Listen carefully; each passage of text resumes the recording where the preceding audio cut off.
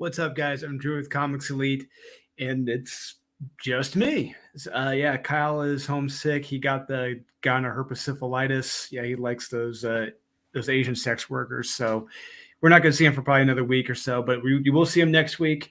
Him and Max may be planning something big next week while I'm gone. I'll be at PlanetCon this upcoming weekend, so I won't be able to do the reviews next week. So you have that to look forward to. So we're going to go ahead and get started with the Skibbits and Mez. It's just me. We're doing this for the week of March 14th and 15th, 2023. So we're going to go ahead and get started with the Mez of the week. And I read close to, I think, almost 40 comics this week, probably more. But yeah, let's go ahead and get started with the Mez. First one, hey, right off the top of the stack.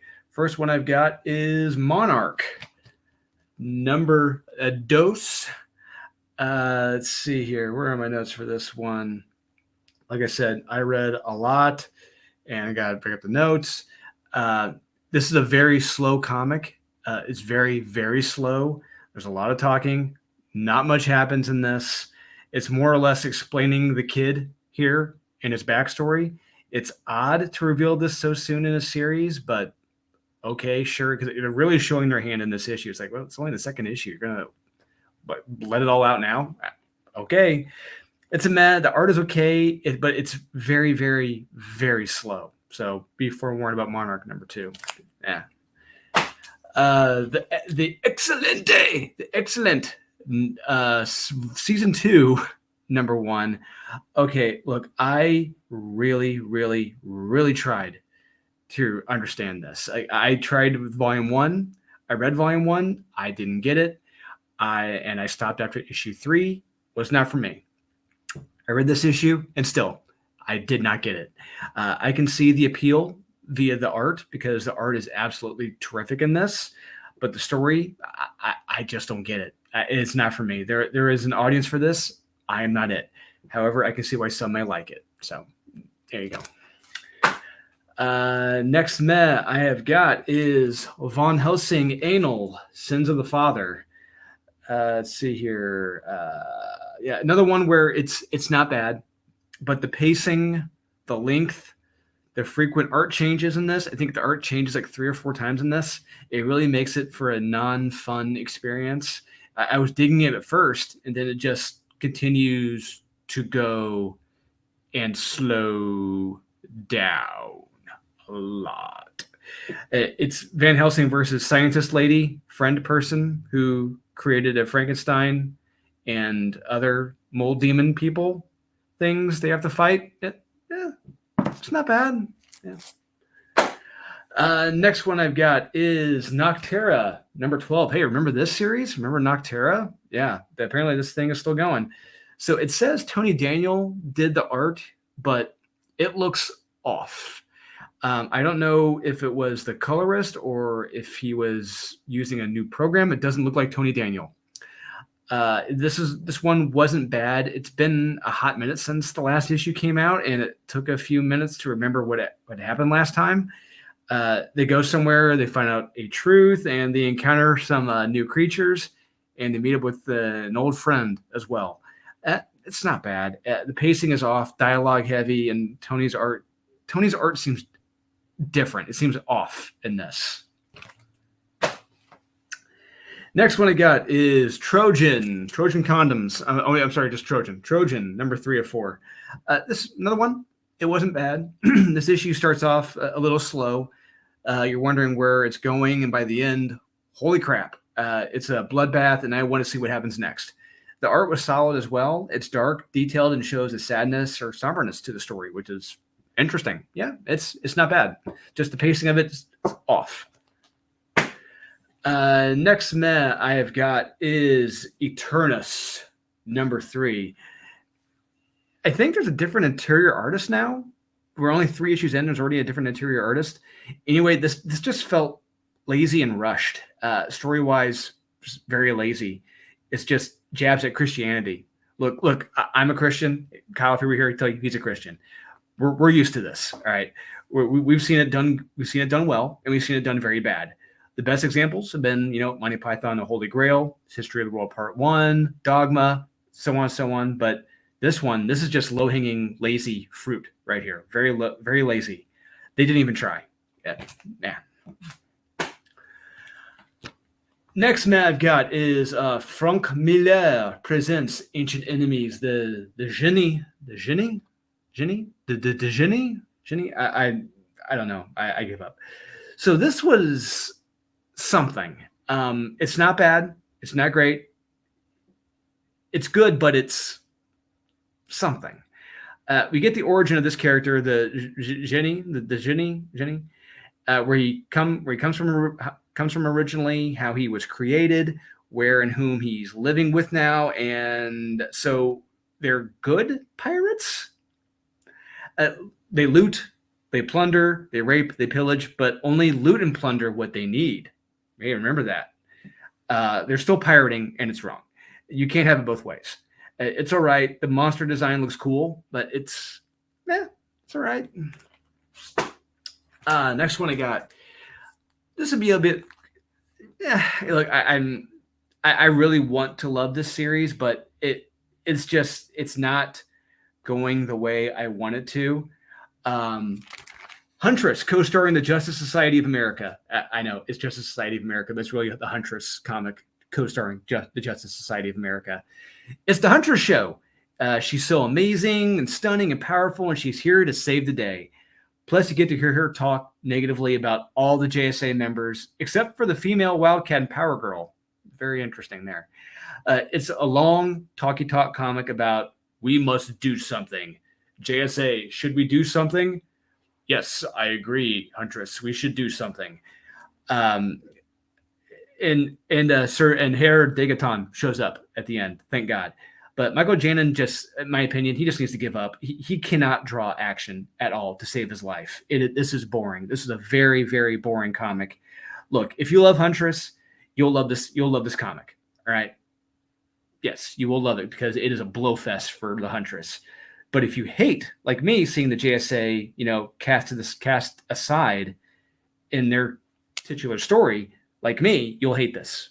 I do not like this. But like I said, if you love the Huntress, you'll love this.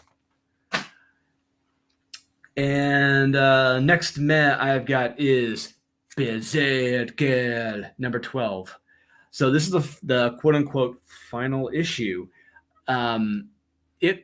It was an ending. It was a choice. It was something. As I was halfway through this, it all felt very rushed. This was a double-sized comic, and it felt rushed, which was odd. And the story itself in here is odd. I don't want to spoil it, but I was reading this and just thinking, this isn't exactly what I wanted, but okay, I think. Well, there's really two endings here.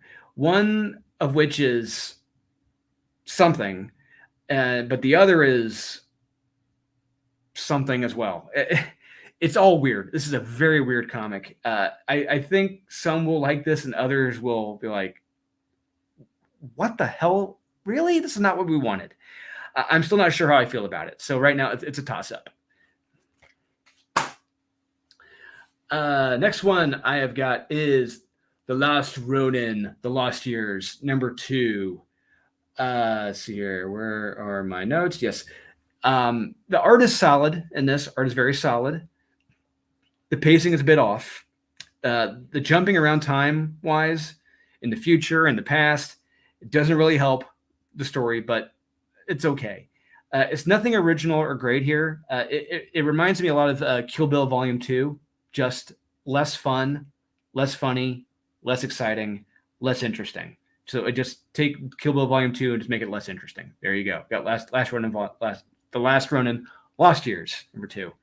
Yeah.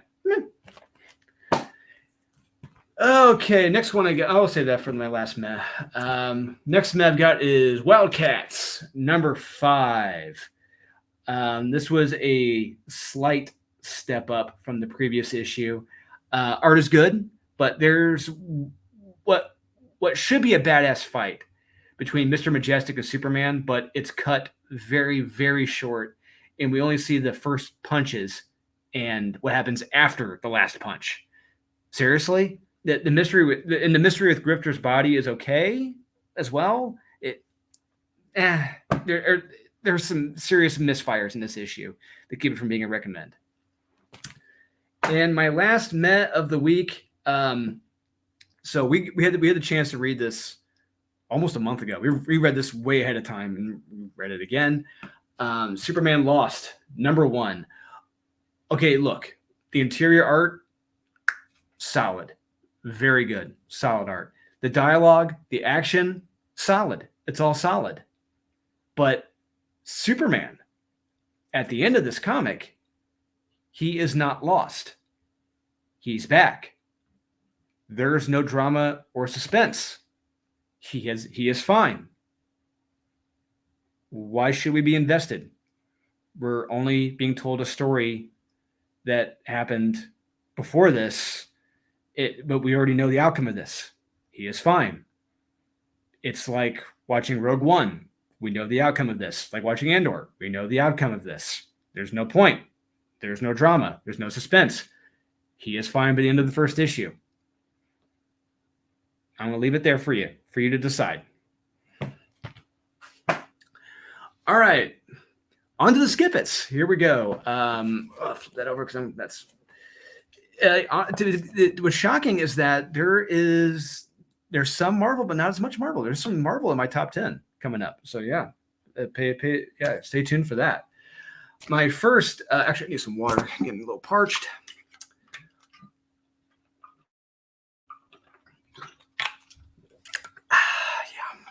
Yeah. All right.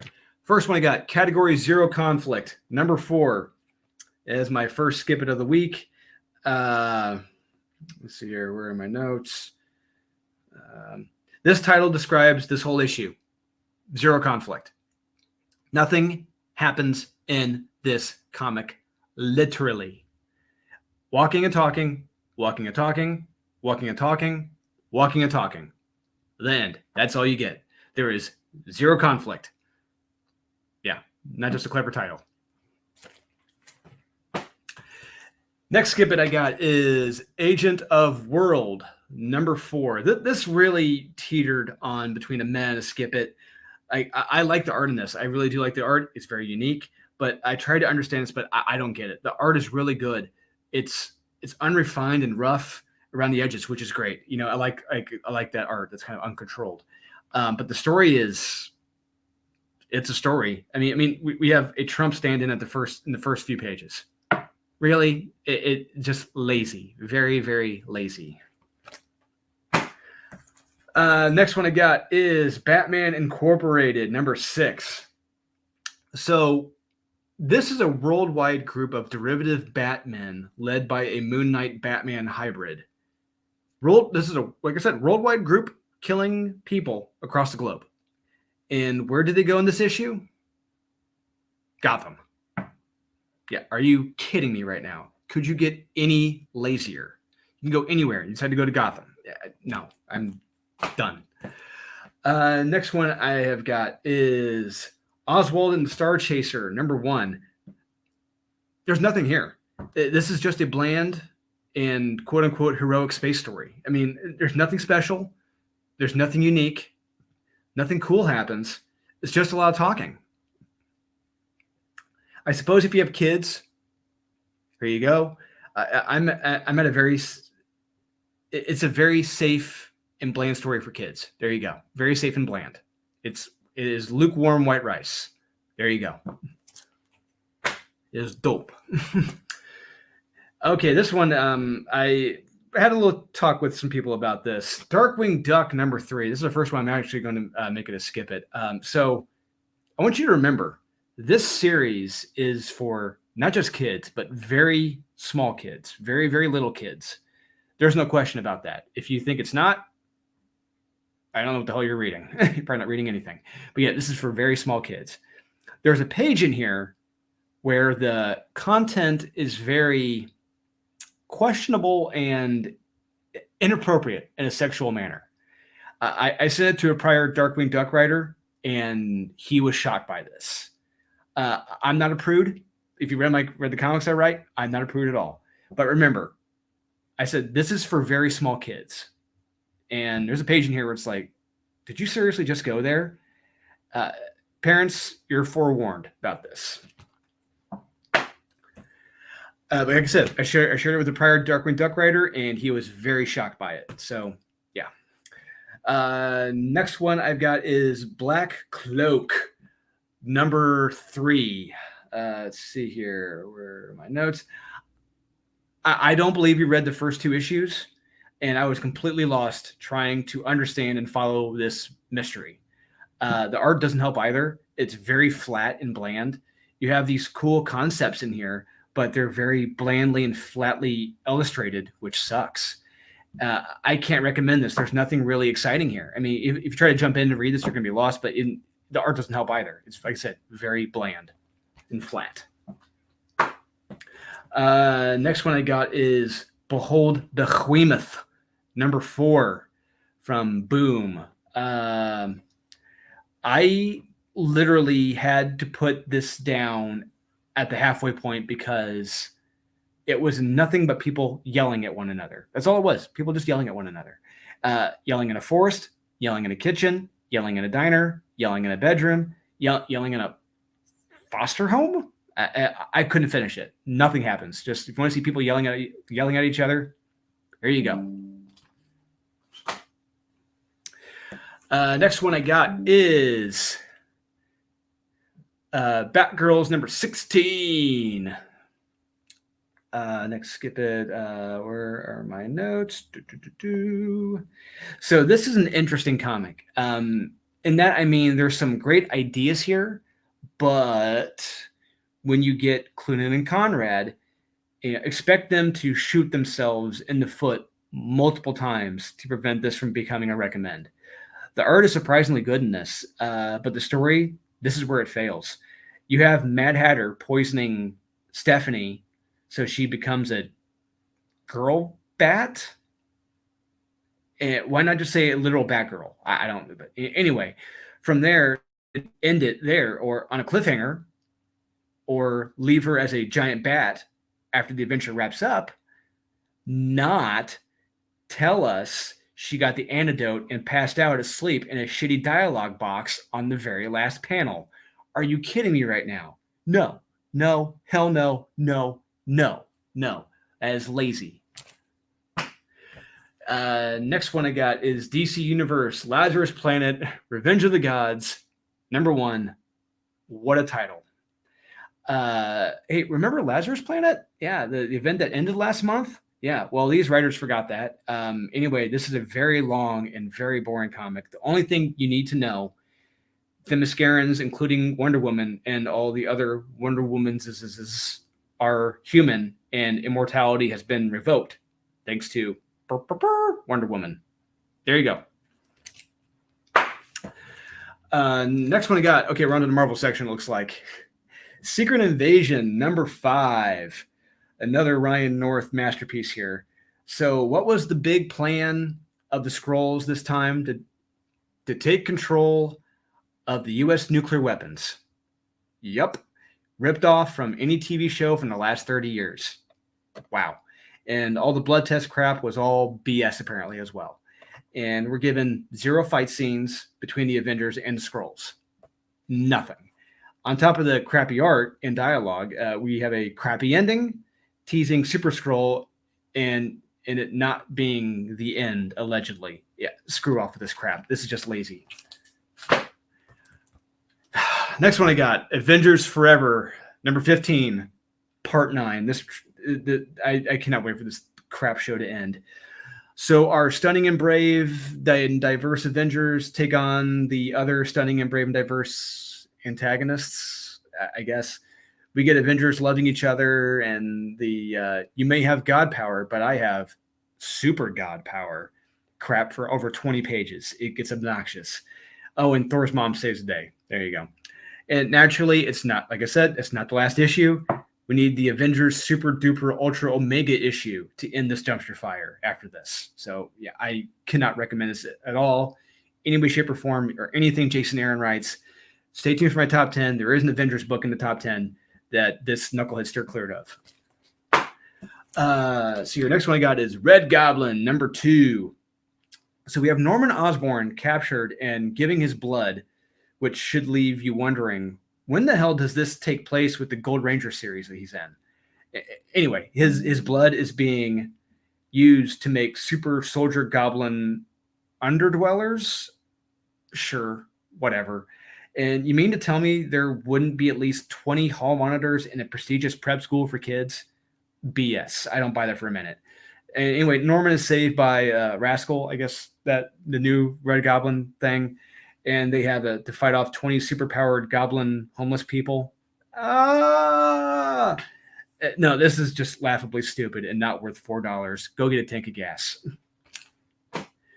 Next one I got is Captain Marvel, number 47. I do got to give them credit. They're keeping this going with the number, but it's not getting any better content-wise. The Brood, so this is the plan of the Brood. The Brood want Brood with superpowers. Whoa! Did not see that coming. This is flipping stupid. Naturally, Gambit is stumbling and mumbling around like a jackass. While the other female superheroes save his life multiple times. Nothing really happens in this comic. It's just standing around and talking nonstop. This whole goddamn comic, flying and talking, sitting down and talking, standing and talking, walking and talking, looking at a computer screen and talking. And look, if at the end of this, you honestly think anything bad is going to happen here to Carl Manvers or anyone else, you are sorely mistaken. Kelly Thompson doesn't have the creativity to do that. So, yeah, skip this. Next skip it I got is Bishop War College. This is just there's no story here. There is effectively zero story. So Bishop, get this, lands on another Earth where, wait for it, all of the X-Men are black. Whoa! Even Professor Xavier, they're all black. Whoa! And it's like that for 3/4 of the comic. Just meeting all the X-Men, but they're all black. That's it. And then we get the evil X-Kids in here playing Johnny Fuck for several pages, and hopefully one of them dies at the end. This sucks as a Bishop comic. This is absolutely terrible. Please read the X-Men Legends 2-parter that came out not too long ago about Bishop by Willis Portacio. So much better than this garbage. Skip this. Skip it. Okay, 2 skip-its left. Holy crap. We're making good time. Next one I got is the Gold Ranger, number 5. Yeah, we got the Chris can't write well. He had the Daily Double this week. Yeah, Gold Ranger number 5. This is allegedly the final issue. So Norman Osborn is evading being taken out by the Queen Goblin. Sorry, not Goblin Queen, the Queen Goblin. He goes into a sewer, down a sewer drain, and is conveniently right by a secret sewer room he housed his Green Goblin gear in. Not kidding. Just purely coincidence. Wow. And then it ends with Norman and Spidey Man fighting Queen Goblin, Norman getting impaled by his glider and surviving somehow, and then somehow killing the Queen Goblin. The end. That is how it ends. He kills the Queen Goblin, Dr. Kafka. The end. What? Garbage. No. And the last skip it I have for the week is, you guessed it, Frank Stallone. I'm kidding. Hellcat number 1 by Christopher Can't Write Well. This comic is laugh out loud, stupid, and bad. Patsy Walker, effectively, when you read this comic, she is a user. She is an alcoholic. She is a manipulator. She is a sociopath. And just an absolute unlikable bitch. Ever since she was 6 years old, you learn all this about her. It's just like, what is redeemable about this character at all? There's nothing charming. There's nothing heroic.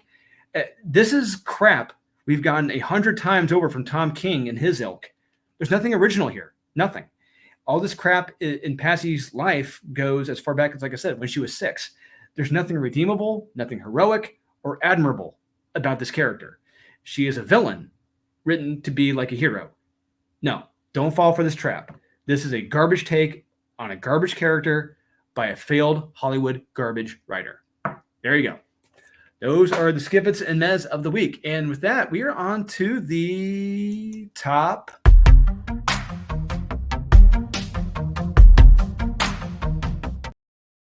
We're on to the top 10, guys. Holy crap. Making good time. So this was such a good week. I've got four honorable mentions this week. So my first honorable mention I have is Hulk number 13. Yeah, that's right. That's the McNiven variant. Holy crap. I love this cover. This is going to sell like hotcakes, guys. Make sure you get this cover. This was good. Ryan Ottley is doing what he can to make sense of the story, and it all comes together here by the end of this issue.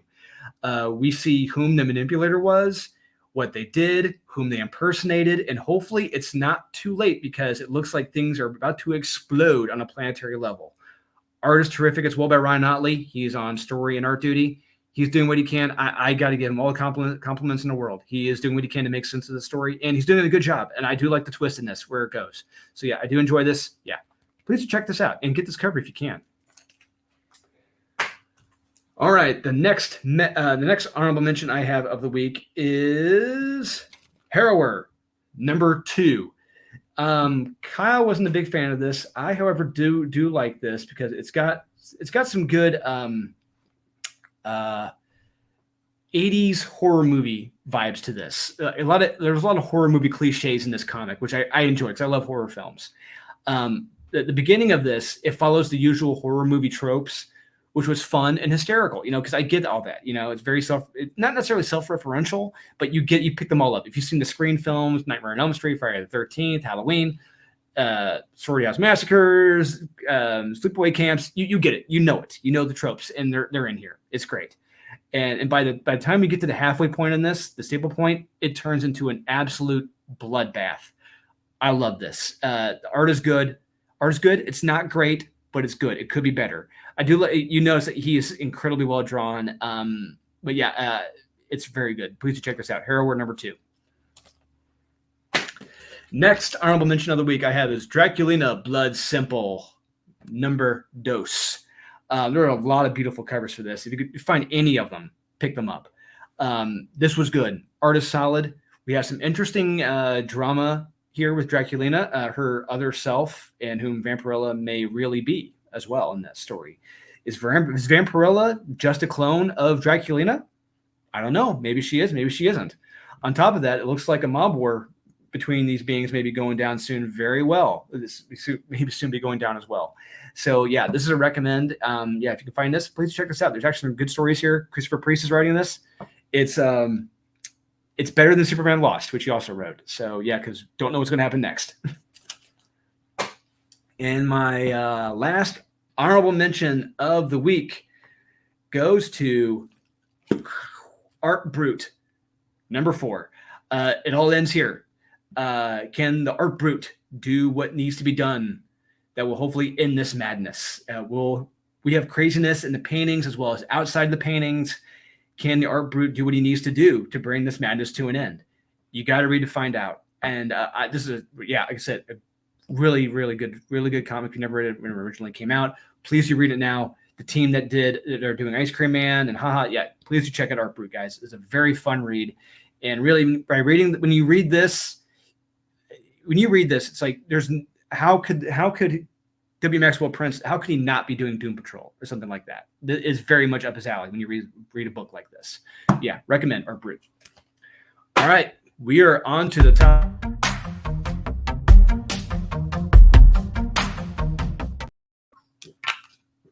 Water break. All right, we're on to the top 10. All right, here we go. The number 10 of the week goes to Frank Frazetta's Death Dealer, number 10. How ironic. Let's see here. Where are my notes? Where are my notes for Death Dealer? Frank Frazetta's Death Dealer.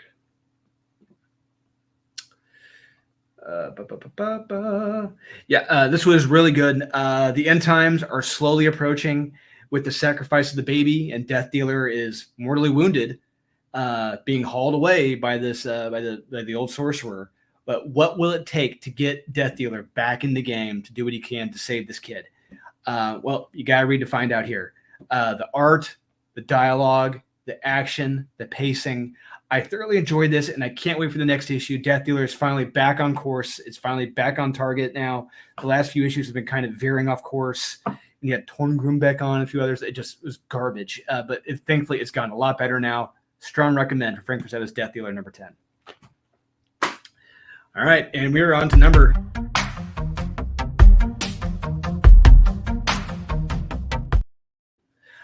We got Immortal X-Men number 2. Holy crap, yeah. We open on Interplanetary Mass Genocide by Hope Summers and Exodus. It is some scary crap in this. And then we get introduced to Rasputin the Fourth. You may remember her from the House and Powers of X series back in the Dizay. And she's just a badass weapon in this. But then we get like the one Sinister in the future who knows his time is limited because all the X-Men are all backstabbing one another. Because bear in mind, they all have a bit of Sinister in them. So they're all backstabbing each other. And we have, and on top of that, they're all killing each other too, which is pretty funny. So Rasputin the Fourth and Sinister, they steal a ship and take a journey to hopefully change the future and go back to the Sodom and Gomorrah days of Krakoa. Sure. Okay. It's a low recommend. It's really good. Please do check us out. Yeah, I'm surprised that I'm recommending this series. Yeah, please do check out Immortal X-Men number 2. All right, with that, we're on to the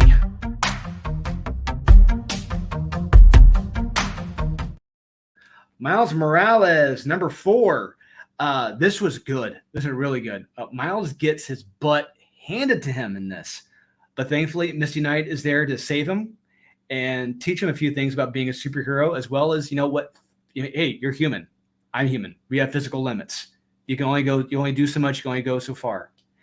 I really like the new villain in this. It's a great psychotic motivation. And by the end of this, holy crap, it's gotten really personal by the end of this. Explosively personal.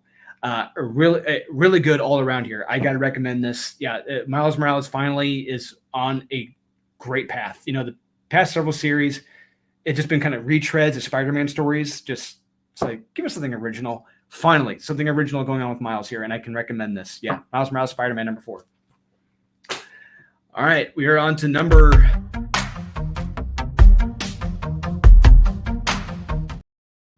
7, Polverine, number 31. We got Juan Jose Ripe on the art and Ben Percy. This is it's finally getting good. So Beast, he truly is the Dark Beast now. He leaves Krakoa via a giant plant body person thing. I don't get it. To operate out of the ocean, and the first thing he does, he sinks a UN submarine circling around Krakoa. Yeah. And what is Beast's excuse? It's all in the name of hope. So he and the other Beast clones get to work right after that. They wiped clear all the databases on Krakoa, and Beast wants his clone. Beast wants to clone his old friend Logan this time. Yeah, by the end of this, it's like, holy crap, this is not good. Recommend. This was fun, slightly shocking to read, and great art by Juan Jose Ripe. Wolverine is finally getting really damn good. I recommend Wolverine. All right, we're on to number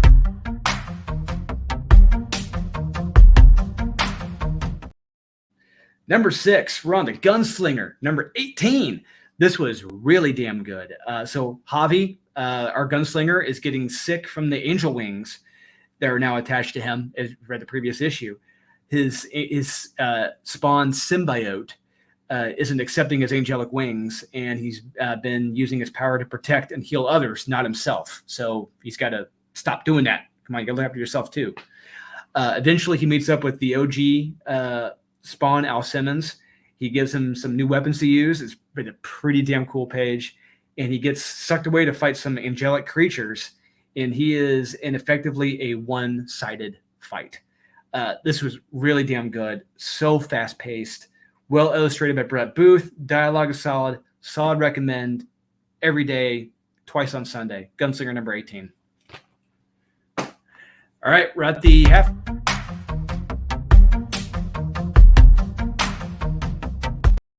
We're at the halfway point. Holy crap, number 5. I have got No One, number 1. This was good. This was good. It doesn't hold. What's great about this is that it doesn't hold your hand.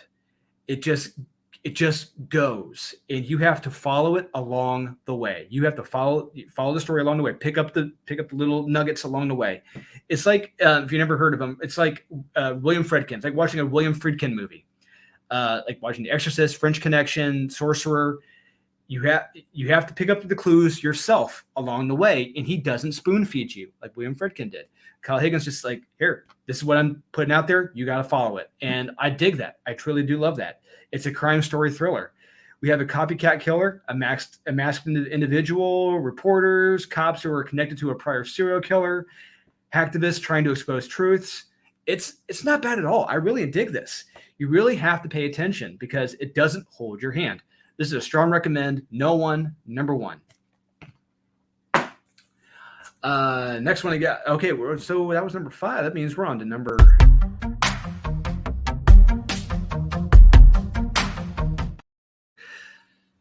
Number 4 of the week. I have I Hate Fairyland. Number 5, a Scotty Young joint. This was really, really good, and the whole first half of this comic is silent, and we're following Gert, step by step to get back to Fairyland. She gets something. She gets something to give someone to get something else. It's just to go. I get this to help them. They give me this. I give that to them. They give me this. Just step by step to get closer to Fairyland. And when she gets there, finally, let's just say it doesn't go exactly according to plan anymore for Gert. And there's a downloadable song you can play that goes along with the comic when you're reading it. I didn't play it. I'm not into that stuff. It's well illustrated, well paced, very funny. Strong recommend for I Hate Fairyland number 5. Please do check this out, guys. All right, we're on to the top.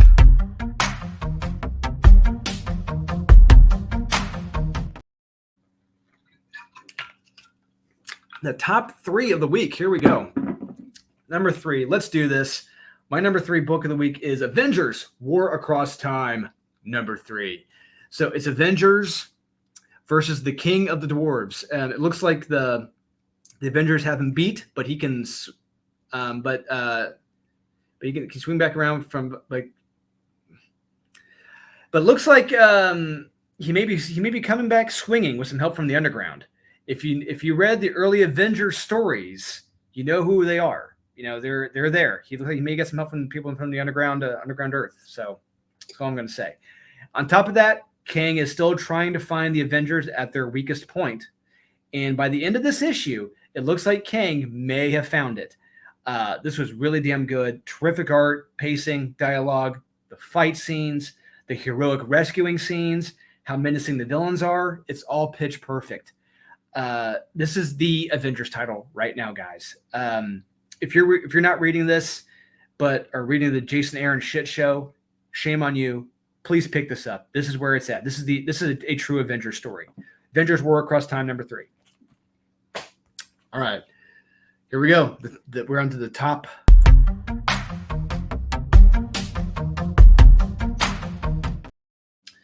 Number 2 of the week. I have Little Monsters, number 11, by Jeff Lemire and Dustin Nguyen.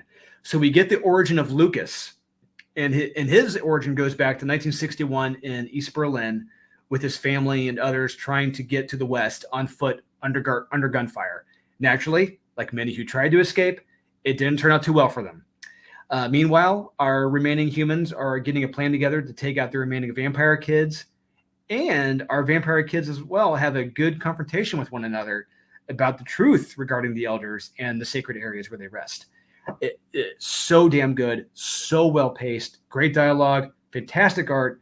Strong recommend for Little Monsters, number 11. Yeah, please do check this out, guys. All right, we're on to the numero.